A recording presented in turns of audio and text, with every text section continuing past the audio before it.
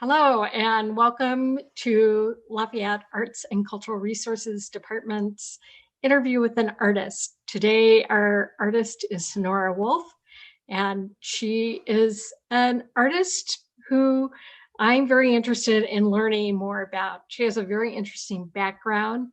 She was one of the founders of the Boulder College of Massage Therapy. She also has a background in acupuncture, teaching, lecturing. She's a Buddhist. She's written a number of books. And so I think she's a pretty interesting person. And I'm looking forward to talking with you some more today, Honora. You've had quite an interesting life doing some things that were not related to being an artist. I'm wondering when you first got interested in art making. I don't think they were separate. I don't think any of it was separate. You know, I was an artist as a child, and I think most children have some unpremeditated comprehension about art if they're given a chance to express it. And I wanted to be an artist when I grew up from a pretty young age. And I spent 1 year at the University at Syracuse University in their art department, my freshman year. And then what happened was unfortunate. I chickened out. Ooh. The honest truth is I chickened out. That is unfortunate. The people who were my peers, the other students in the art department, were mostly people who were headed for what we would have called in the 60s Madison Avenue careers, doing illustrative art and marketing related art, and which later became digital, right? In our world now, all of that is digital. But at the time, I didn't have faith in myself to compete in that sphere. And so I spent a year at university in Europe studying art history. I applied for a Fulbright scholarship, which I would have won, but then I dropped acid and decided that was a ridiculous thing. I was going after a PhD in library science so that I could be a museum director, right? That was the idea. It was like, okay, if I can't be an artist, I could learn how to show other famous people's work. You know, I could combine art history and library science, and it would have made a very interesting career if you could have managed to be good enough to get, like, you know, the head curator at MoMA or something. But anyway, that all changed with the age of psychedelics, and I realized I just needed to get out of college as quickly as I could. So I went to see my advisor and said, well, what's the fastest degree I can get? And then I did that, and I put my thumb out and I hitchhiked all over the United States, and I landed in Colorado,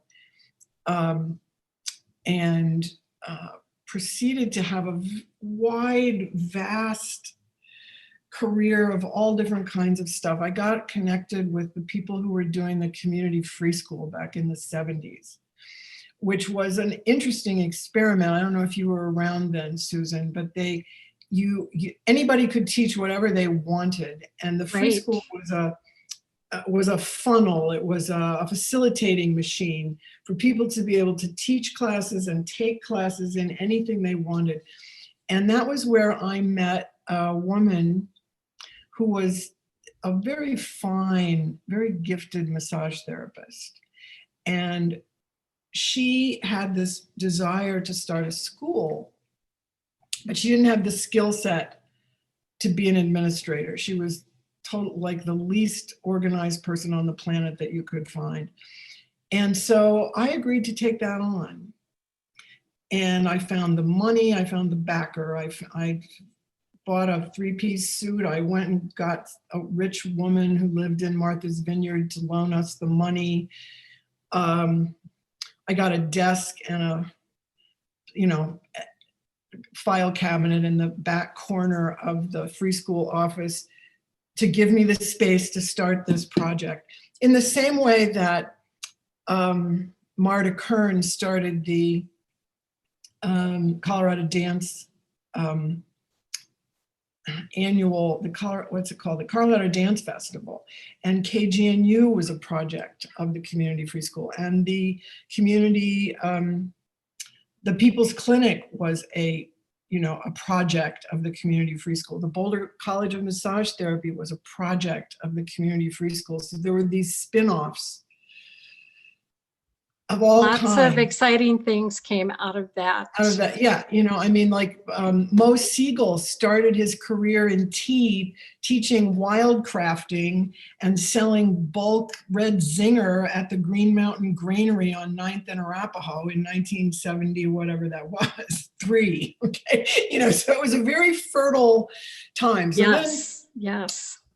But throughout my, even when I was at the massage school, I was still often the one who was designing the graphic presentation of the school. What did our catalogs look like, and what did our course manuals look like, and what did our brochures look like? I did all that stuff. So I was never really separated from artistic pursuits of one kind or another. Right. And then it just wasn't on Madison Avenue. And it wasn't with water and paint or oil and paint. It was more and more and more digital focused, and it was also the process of really learning how to write and to be able to describe what you do or what you want to do or what somebody does,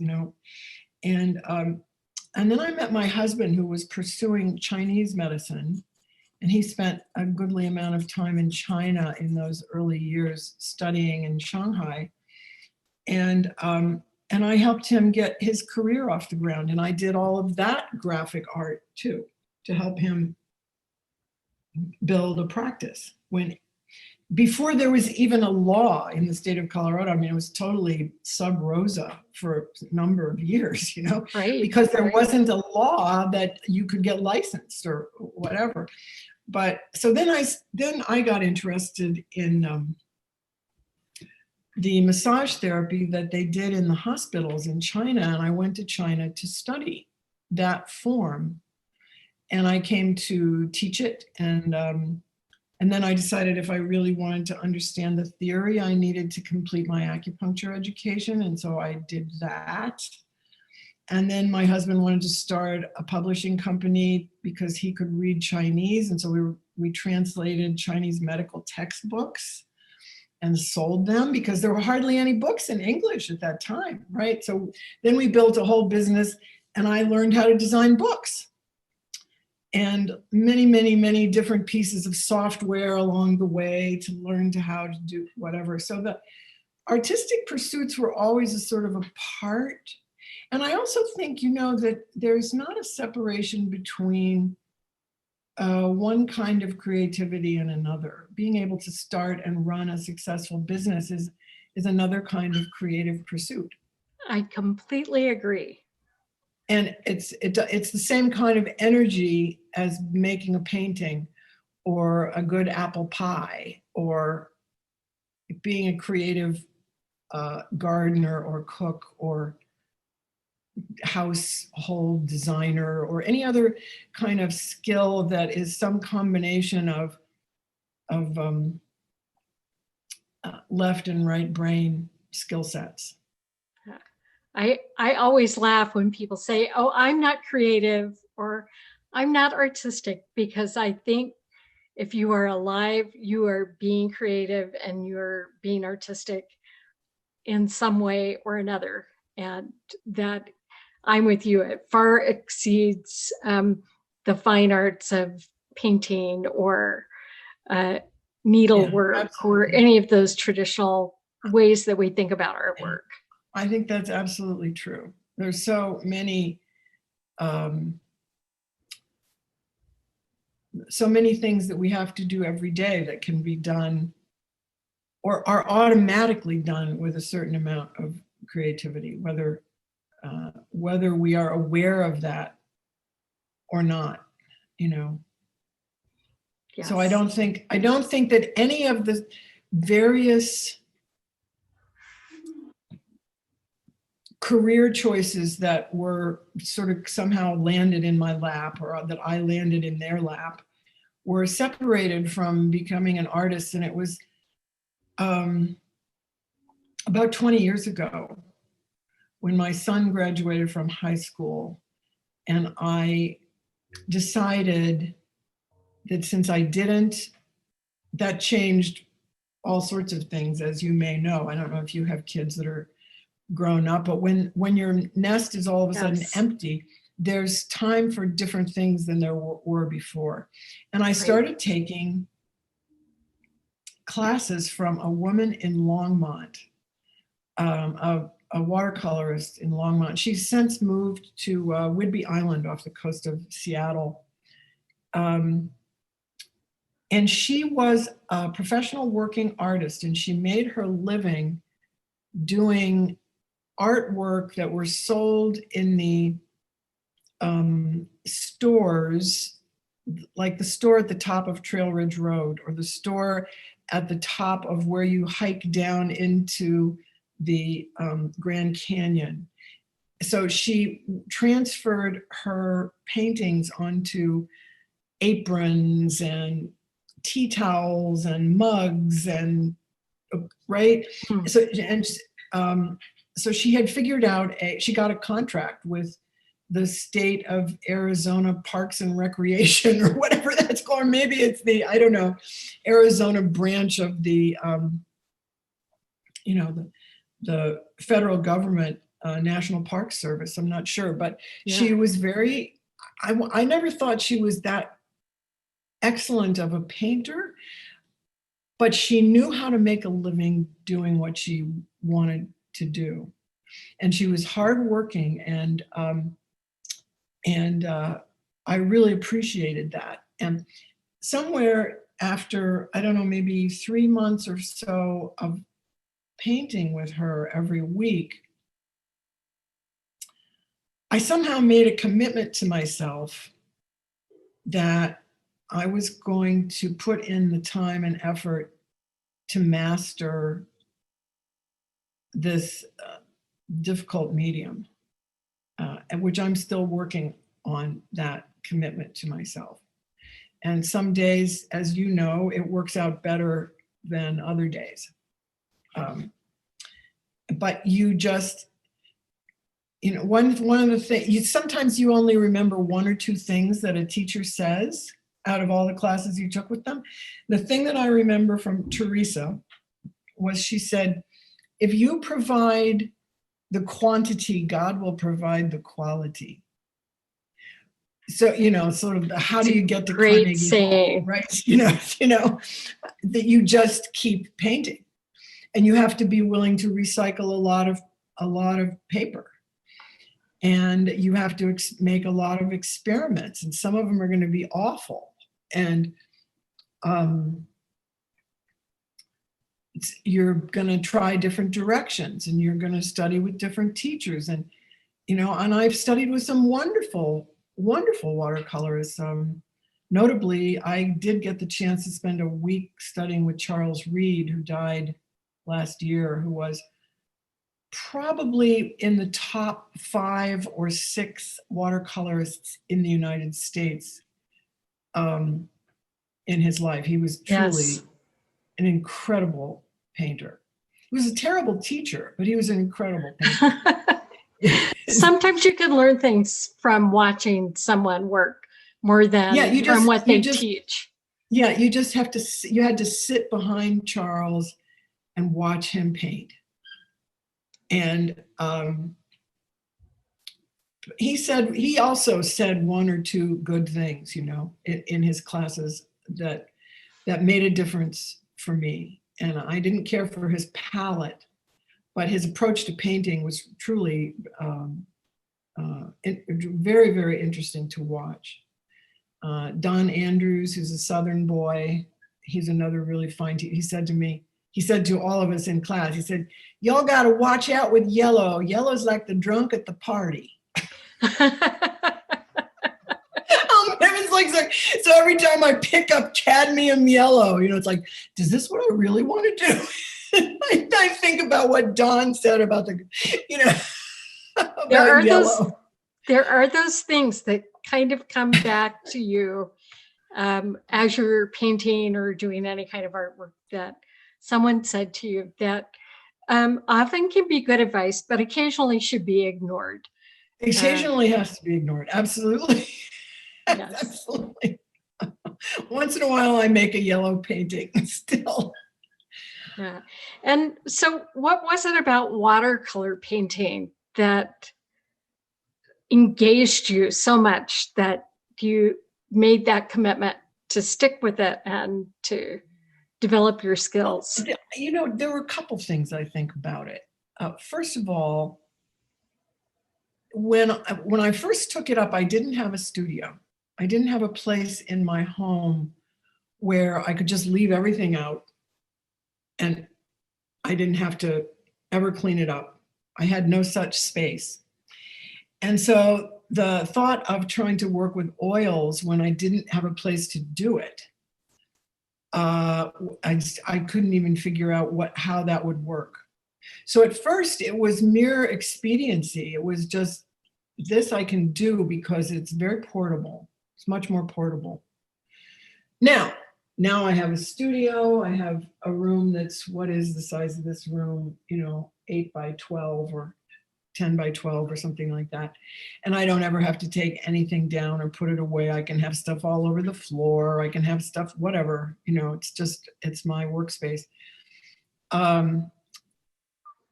But somewhere along the way, I got hooked on it because it was the process of doing watercolor. It's opposite of oil. With oil, you start with the darks and you end with the lights, right? The white or the pale, whatever, pink, yellow, orange, whatever is your lightest color is going to go on the painting last. The highlights are last. Whereas with a watercolor painting, you have to decide immediately, first off, where will be the path of light through this painting? Where am I not going to touch the paper? If there is some place that I'm not going to touch the paper, where do I leave the surface untouched, and how will I manage that? Will I work around it? Will I use some kind of resist method and pull that off later, or what? How am I going to do that? So it's almost like working with a negative in a certain odd way. You figure out something about the path of light first, because you're not going to put paint there one way or another. You're not going to put paint there. Right. And if you screw up, then you usually have to start over. You usually do. You can't always repair things the way you can with oil. Oil is endlessly reparable, right? You can scrape it off and start. You just, oh, okay, I didn't, nope, scrape. You can't, that doesn't happen with watercolor. It's a very demanding medium. It's a very demanding medium. And it takes a long time to learn it. It's the 10,000 hours to get to mastery. You know, I don't know if you've heard that, you know, that it takes 10,000 hours to become, I don't know, you know, a Van Cliburn or a this or a that, you know, Itzhak Perlman or a Charles Reed or a whatever. Right. And that's really, really, really true with watercolor. You have to do a lot of it. And the more you do it, the aha moments are further apart than they were at the beginning. It gets, in some ways, it gets harder to get better at it as you go along, because you get to a journeyman level of skill, and you know you can make a painting. You know that you know how to make. If you know something about the design of how you want the page to pull the viewer's eye in and you're going to set up something triangular, or you're going to do this or that, whatever. So, you've learned all that stuff. It's like, you know how to use your pigments. You know which ones are staining and which ones aren't staining and which ones are opaque and which ones are this or that, which ones will granulate and how they mix and all those kinds. You've already learned all of that. So you're not still there's not that level of discovery is way past.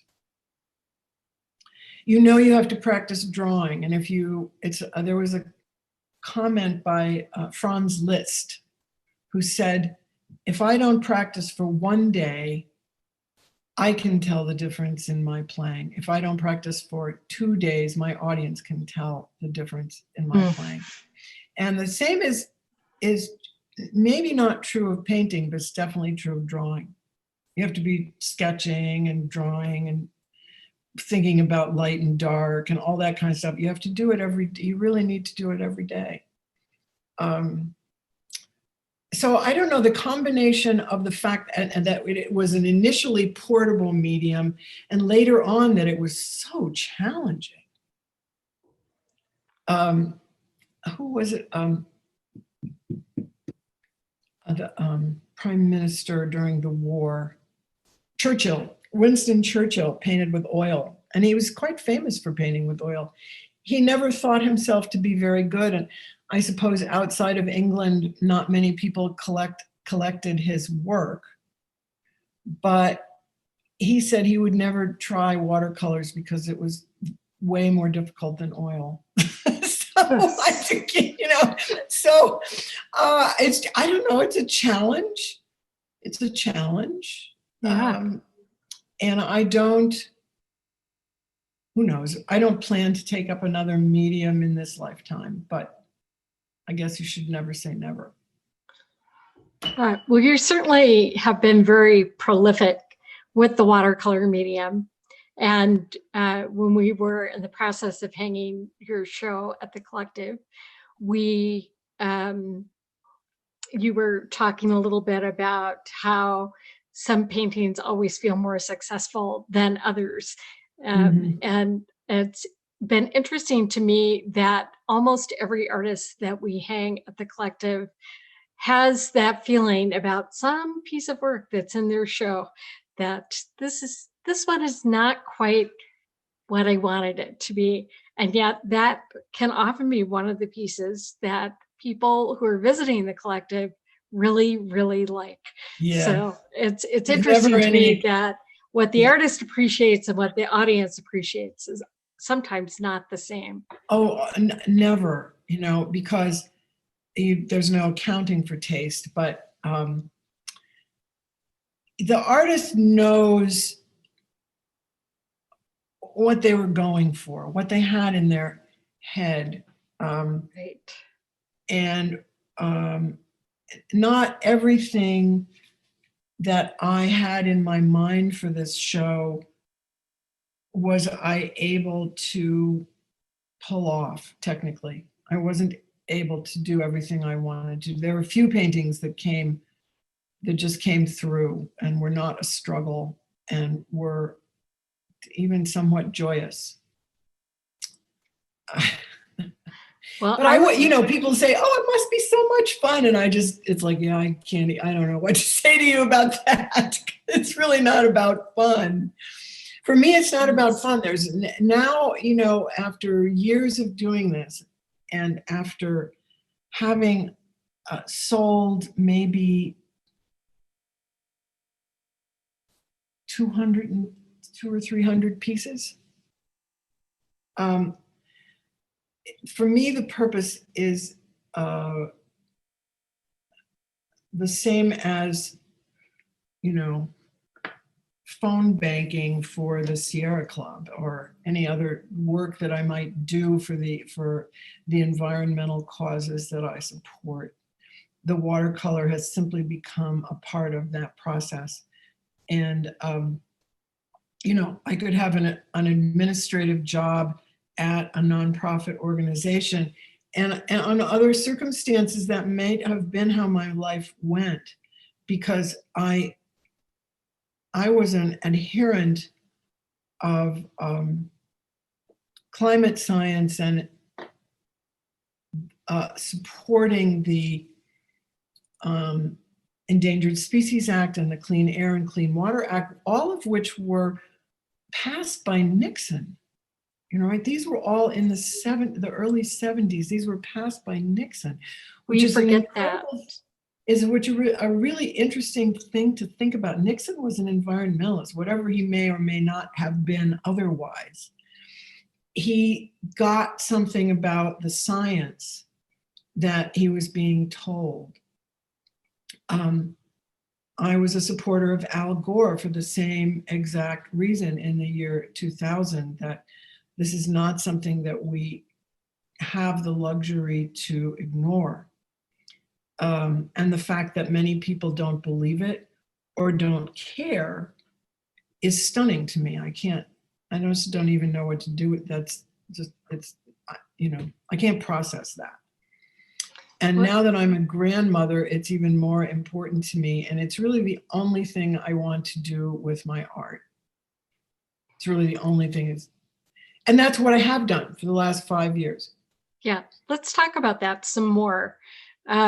You have done a number of series with your artwork that have supported different causes. You did some paintings for earthquake relief in Nepal in 2015.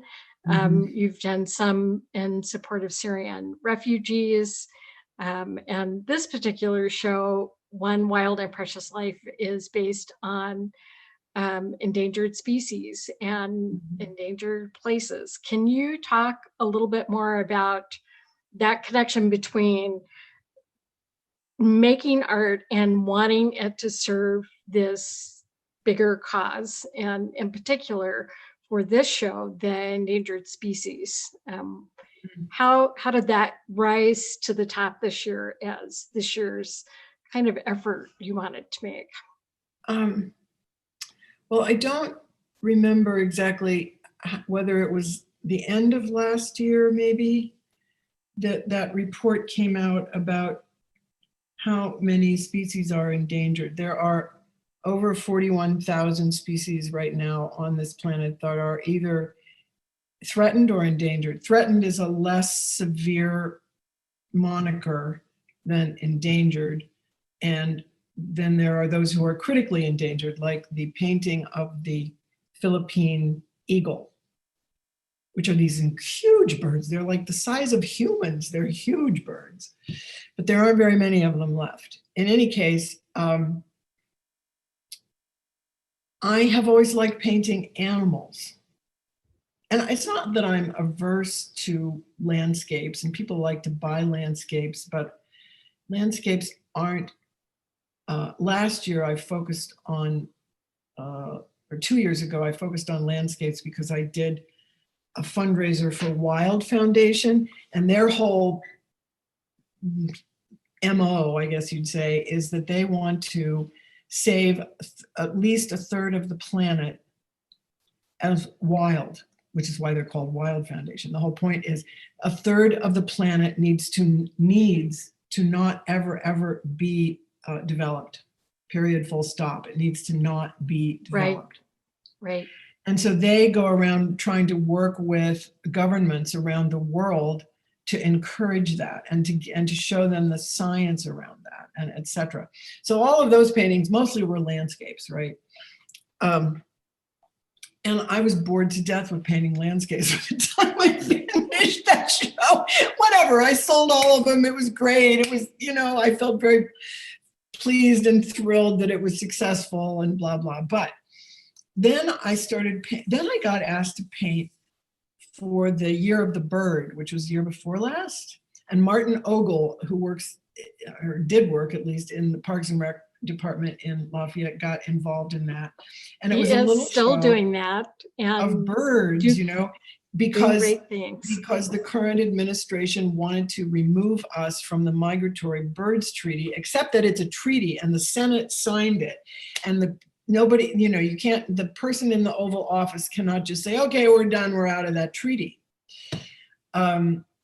So the Natural Resources Defense Council was trying to raise money to to go to court with Earth Justice and the Sierra Club and et cetera, to say, no, we are in the Migratory Bird Treaty and you can't, so I was asked to paint all these bird paintings. And so that was kind of fun.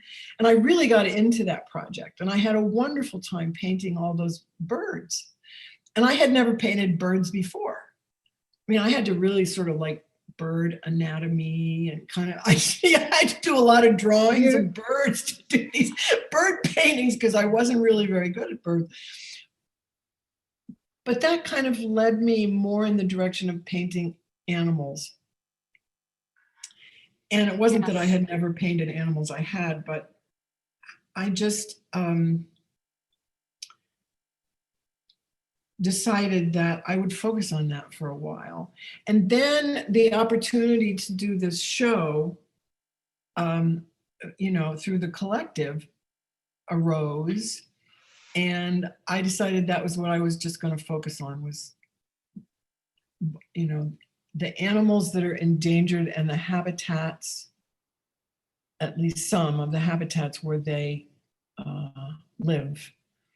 And then COVID hit, and I had a fair good amount of time to be in my studio, and despite going through some minor bouts of depression over the last year, I would schedule into my calendar the hours that I was going to paint so that I wouldn't not do it, so that I wouldn't, it was like an appointment on my calendar that I had to keep with myself. Yeah, I think that is a very good strategy for artists to use, especially people who are very busy and interested in lots of different things. That making that commitment. Yeah, so I would make appointments for myself, and I would just paint. And it wasn't, and I went through, I mean, in terms of what's on the wall, there were at least 3 or 4 times as many pieces of paper that did not make it past the recycling bin.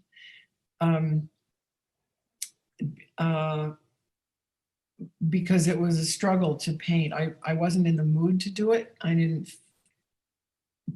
for all the reasons that anybody might have, whatever those are, I just was like, oh man, I don't know. All right, water, brush, this color goes with that color, doesn't go with this color, whatever, you just like, okay, I am just, it's like what do they say, success is 90% perspiration and 10% inspiration. Well, that was what it was like. I didn't just paint because it was fun, and it was okay, I agreed I was going to do this.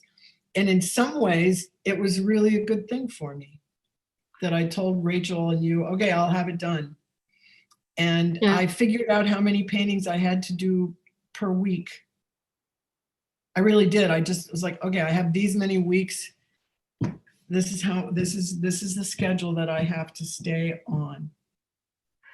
And every time it worked.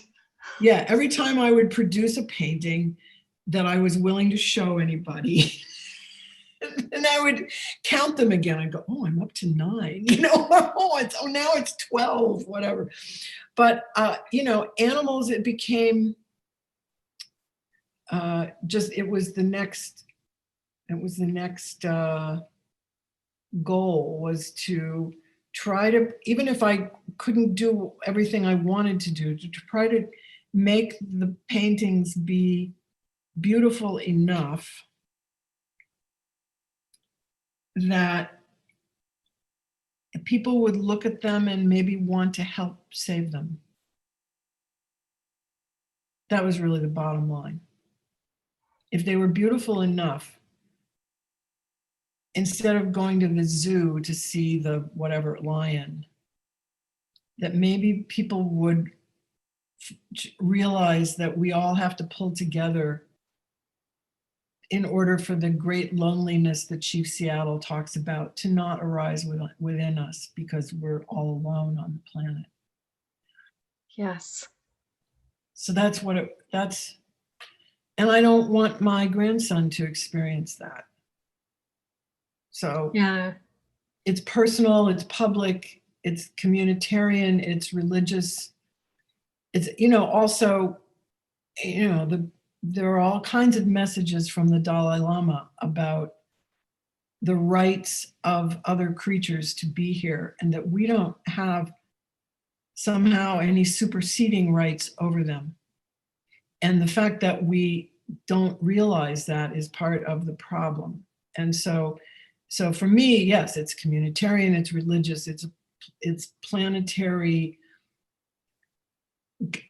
love and consciousness, and it's also anger. I mean, yeah, I'm not by any means any kind of saint. So, do I get just beyond livid about resource usage? Yeah. Yeah, I do. So, I mean, it's like one thing I don't understand in terms of our own country is if we are at zero population growth, or almost, which we are, we're not growing very fast as a country anymore in terms of our population, which is great. So why do they keep building new housing projects that are more exurbia and more exurbia and more exurbia, where there's all kinds of animals that already live there, in the same way that indigenous peoples already lived? Those aren't separate things in my mind. So Yeah. there's all sorts of, policy discussions, and this moves quickly into political areas that we probably don't want to talk about. But there it is. It's all one cloth. Yeah. One cloth. The painting you did of the monarch butterflies reminds me of the, I don't know who the quote is from or where it came from exactly. I can't remember right now, but that when a butterfly moves its wings, there is an impact at a far distant place. And that things are so interconnected that even that slight movement of a butterfly's wing has repercussions elsewhere.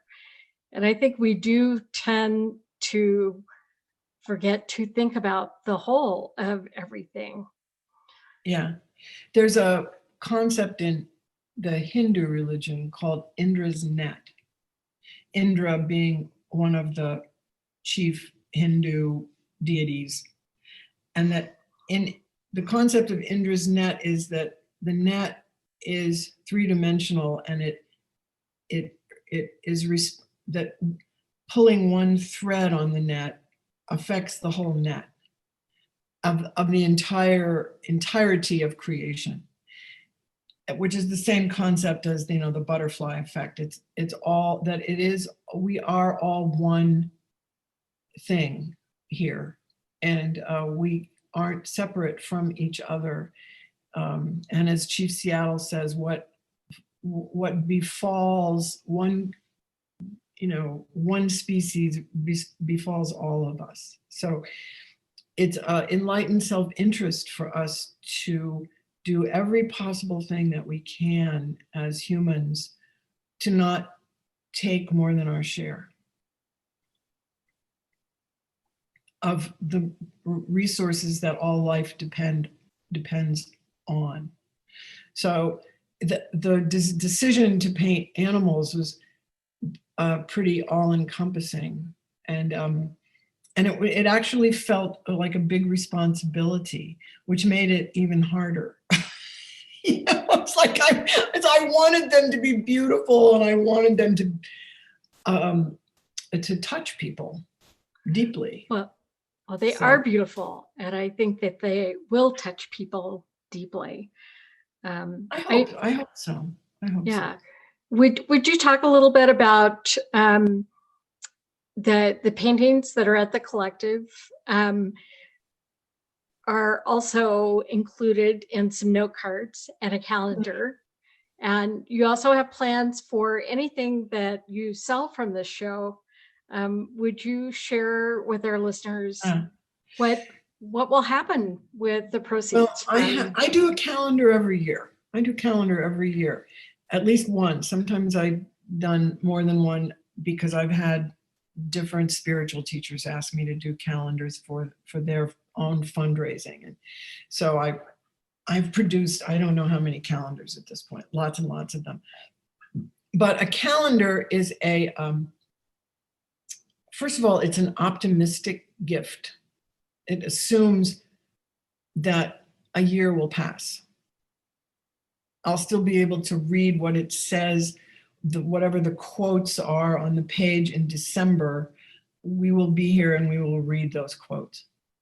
So there's a certain optimism in the concept of a printed calendar as opposed to your iPhone calendar, which is far more ephemeral. But anyway, it's also a way, if somebody likes the art, but they don't have very much money, they can maybe afford to buy a calendar, even if they can't afford to buy a painting. And I'm of the opinion that art needs to be accessible to people. And I don't have such a high opinion of myself as an artist that I think I should charge thousands, or that I need to have, that somehow my ego is bruised if I sell something for very little money. I did a show last year where people got to pretty much name their own price. And it was great. I raised a lot of money for Earth Justice to fight the battle to keep the Tongass forest without roads. A worthy That's cause. That's what that was for. And it was fine for me if somebody put a 10 spot into the box and it took a painting home with them, as if somebody paid $300 and I had the full range of people. And I think art needs to be accessible, which I know you as the art director for this city agree with, that art needs Absolutely. it needs to be something that all of us can enjoy, irrespective of what resources we personally have, which is why I have so much appreciated the art on the street projects that the city does. I think it's wonderful. And it makes me very happy to live in this town, among other reasons, but that's something I really love about Lafayette. So any money that is generated by any sales of either the calendars or the note cards, which are also animal, paintings of animals with interesting quotes, including the Mary Oliver quote about one wild and precious life.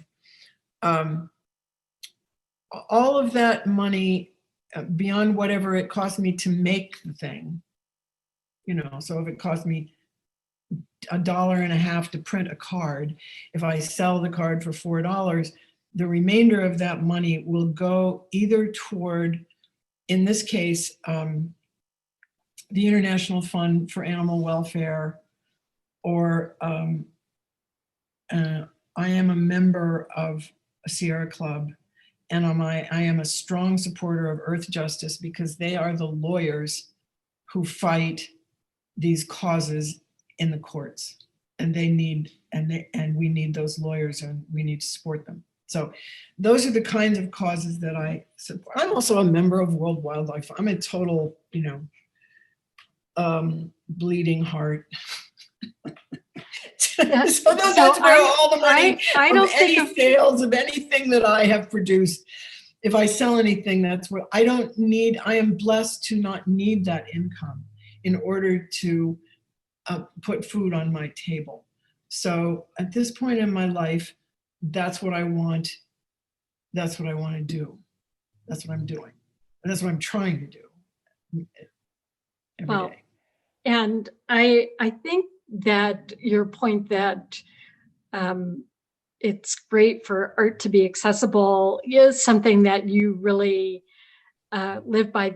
The gorgeous, beautiful pieces that are on display at the collective right now are beautifully framed. They're wonderful pieces. The spirit of the different animals really comes through, and they are extremely affordable pieces of artwork. And so I do think that there will be people who will buy them in part because they can afford them.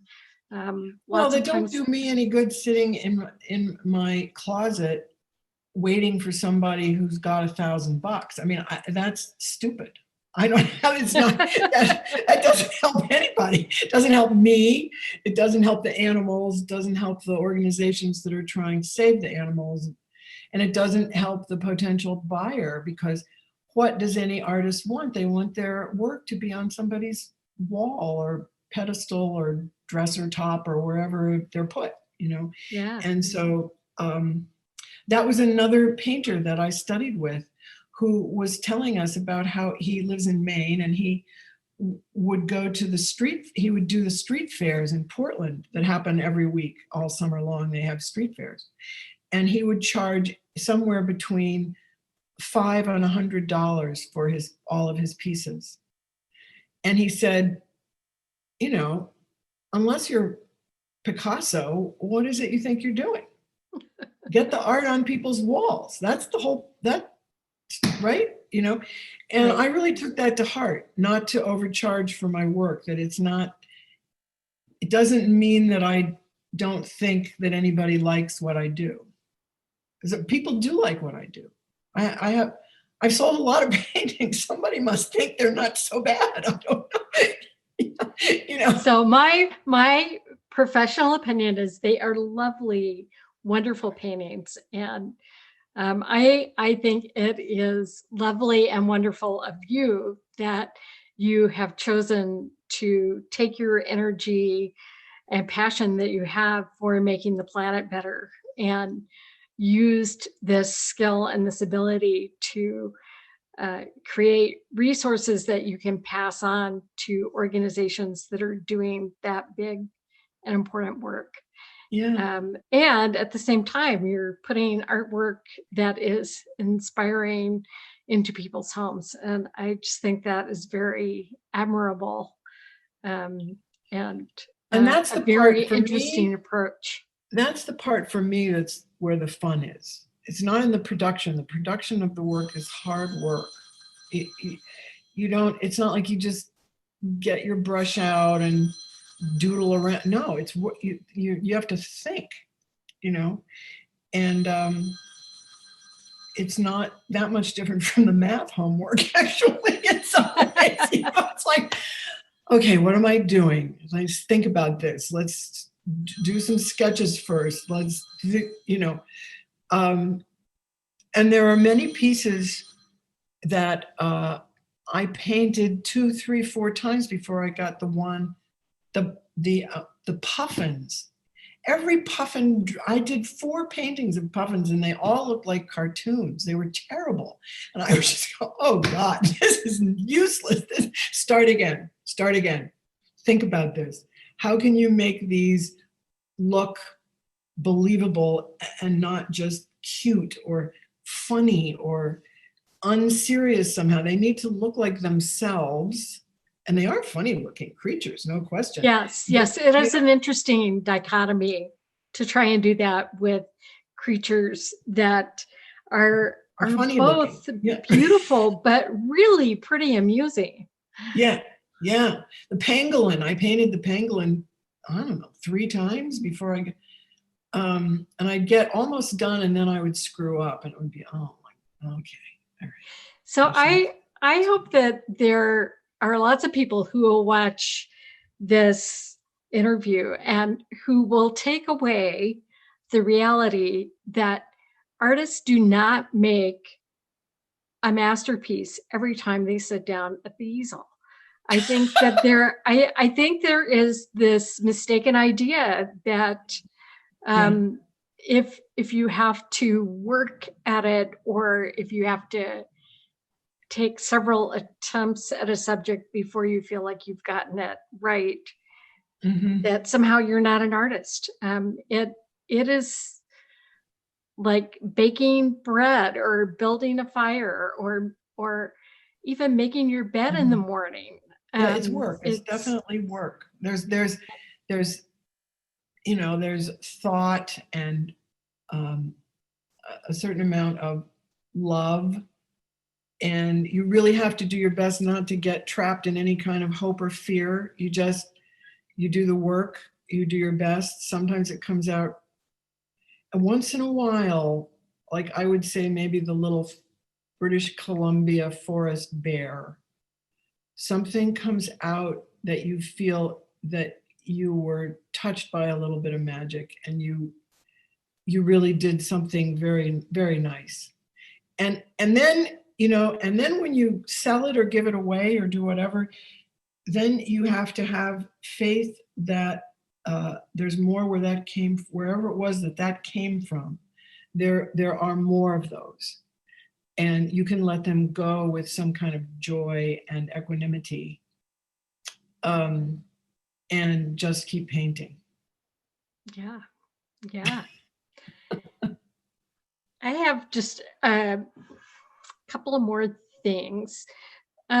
What else can people as individuals do to help take care of the planet and these Mm, endangered species? What are some of the actions that people can yeah. take in their own lives? Okay. There are several things that people can do on their own. If you have a yard, if you are an owner as opposed to a renter, you can plant things that are pro-pollinators so that butterflies like them and bees like them, and all of the creatures that could live in your backyard will like them. You can, instead of letting the homeowners association force you to get rid of all the leaves, you can make huge big piles of leaves in a corner or under a tree, so that little snakes and other kinds of creatures that need to burrow in the winter have a place to burrow in the winter, so they don't die of the cold. You can join, there's any number of groups that you can join. We have 5 branches, 5 chapters of the Sierra Club in Colorado. Right here we have the Indian Peaks branch of Sierra Club, and they are a long time, well vetted nonprofit that works in all kinds of ways to promote proper resource use, and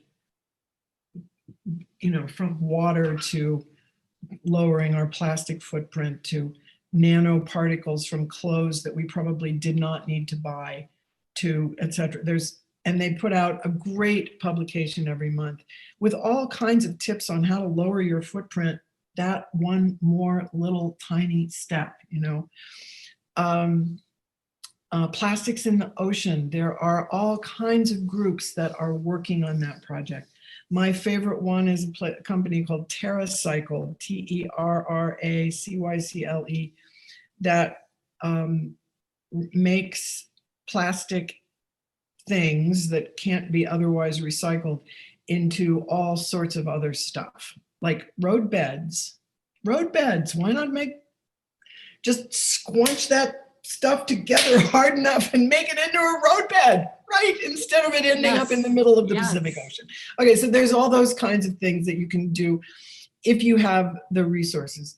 But all of us can take all kinds of small steps. I spend a lot of time in the winter months writing letters to people who put their products in plastic bags to sell to us, saying, why aren't you going to be the leader? Why isn't your company going to be the leader to get rid of this, to stop using? What was the matter with paper bags for our flour? They worked fine for a century. Why do you know? It's like Bob's Mills. I love Bob's Mills products. I hate their packaging. I hate it. There's the store in Longmont where you take all your own bags and boxes and jars, and they don't have bags. You have to bring your own bags and your own jars and your own, whatever the packaging is, you brought it with you into the store because they don't have any. I totally am in love with that idea, you know. Yeah. Shopping, if you need to do a shopping spree, you know, I just finished doing a year of not buying any clothes. I made a vow to myself not to buy any clothes for a year. And it passed without me going naked once. I can say that for sure. And nobody cared what I had on, you know. So getting a little bit less attached about that stuff is very helpful. But, you know, my son and daughter-in-law, for example, they go to a baby clothing. It's like a what do you call it? It's not a commune, but where you trade in a what? Consignment? Yeah, well, you trade in something. You trade in the stuff that got too small to get, and you, right? It's like a co-op? Yeah, it's a co-op, exactly like that. Yeah. I think there should be more places like that where we could trade in a piece of clothing to take out a piece of clothing, you know, or instead of all the resources that get used up in the fashion industry that we don't, you know, how many t-shirts do you really need to have? You know, I mean, anyway, there are all those kinds of things. So our own gardens, I would like to see in Colorado all lawns gotten rid of. This is not lawn territory. It's a high plains desert. There shouldn't be any lawns that require water. There shouldn't be. We don't need, that should all be replaced by xerophytic landscaping that is simple and not sprinkled, except for wherever you're growing food, right? If you're growing food, fine, you have to water it. But anywhere that you're not growing, the idea of grass is, yes, it's aesthetically pleasing. And maybe in, you know, Vermont and Maine, it makes, and Massachusetts and places where they get a lot of rain, it makes a certain amount of aesthetic sense, but doesn't make any sense where we live. So that's a pet peeve of mine. Lawns! But anyway, there are all kinds of little steps, and I did put up some suggestions on the message board at the collective about things that people could do in their own life to lower their footprint without any particular suffering on their part.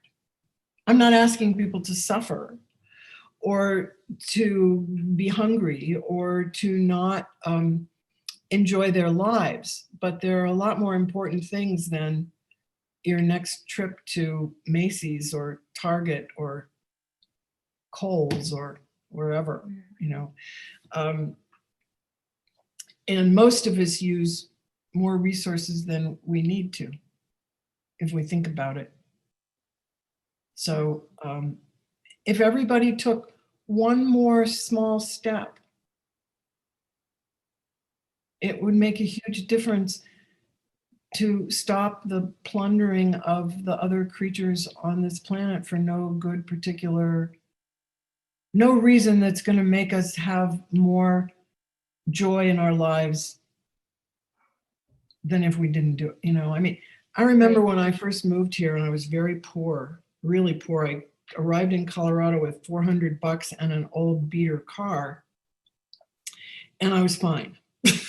I was just fine, you know, but I got a job and I figured it out and I found the next step and the blah, blah, you know. But I don't remember that I was happier necessarily as a successful businesswoman making a fair amount of money. That I don't know that I was happier then than I was when I had to live on ramen for a while. You know what I mean? I don't know that that wasn't the recipe for being happier. Yes. That we need to find other ways to be happy. One of the things that makes me really happy are the art night out, extravagant music and babies and grandmas and you know, you buy a beer and you see people that you knew, that you ran into the last time you were at the rec center, and you're out there with your community, and I so hope we can do that next summer. I'm praying that we can. So do we. That those are the things that make us happy as people, you know, the fellowship with in our communities and families is what makes us happy. And those things, I think, need to be researched more by us as humans, and less of thinking that a shopping trip will make us happy when it really won't. Yeah. For more than 5 minutes. Yeah. Well, I want to encourage people to come to the collective to see your amazing artwork, because I think it will make them happy to see these wonderful paintings of I hope so. animals, and inspire them to take those baby steps toward doing what each of us can do. And, you know, you take that first step and then you take another one, and pretty soon you feel like you're really making a difference. The collective is currently open on Tuesdays and Fridays, Saturday and Sunday. And I'm encouraging everyone to check the website to make sure those are the correct days that we're open between now and January 10th. We'll be closed a few days over the holidays, so that always impacts when we'll be open.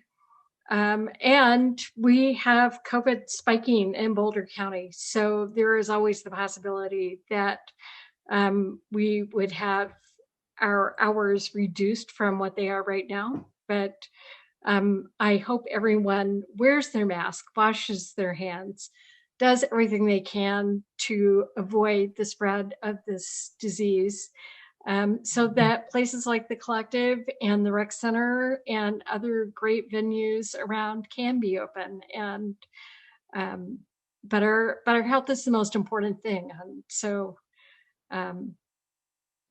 Yeah. yes. Yeah. And I think our mental health is also really important. So that's another reason you should come to the collective and see this really fabulous show. I'm wondering if there's anything else you'd like to share with our audience before we end for the day. And I want to thank you so much for your time and your commitment to Lafayette and to all the wild animals in the world. You know, just that we're all connected, we're all responsible for each other. It should be our great pleasure to take care of others on the planet. It should give us great joy to do it in whatever ways that we can. And I hope people will feel that. I hope more and more people all the time will feel the need and the desire to take better care of our little blue ball floating in space, and everyone who lives on it, not just the humans. Humans too, but not just the humans. So anyway, I really, really appreciate the opportunity to show my work to the city, and I hope that some people will come and see it and enjoy it. And so I'll see you soon on on another day, another time. And thank you very much for showing my work. It is our great pleasure to show your work. Thank you, Honora.